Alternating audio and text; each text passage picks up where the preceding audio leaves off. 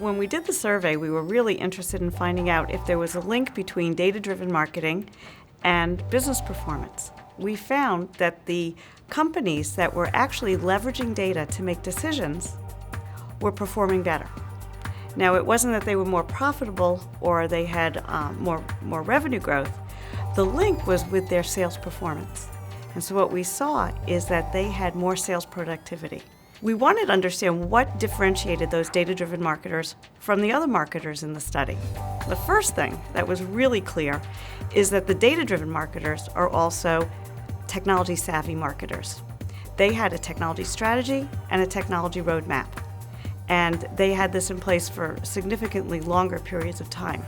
We were amazed to see that with the other group of marketers that about a quarter of them didn't even have any plans for a technology strategy or roadmap.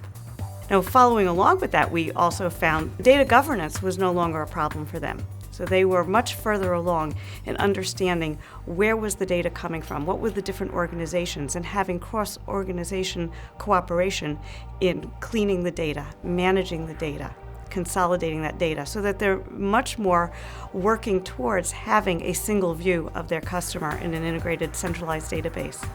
The other thing that made this possible, of course, is they had dedicated resources. So it wasn't just everybody's job to do marketing analytics, collect and manage the data, but they had experts. And that's very different because most marketers are kind of right-brained people, and they're not very analytical. And we're seeing a shift in the people who are actually in marketing organizations today, and it's becoming much more of a science. The art's not going away, but we're adding the science to the marketing. The fourth thing we found about the data-driven marketers is that they're actually using the data to improve marketing and even going beyond to actually improve business impact. They were able to track the number of leads that they generated and look at the individual campaigns and optimize the campaigns to generate more leads, but they took it even a step further so that they could track what happened to those leads in the pipeline.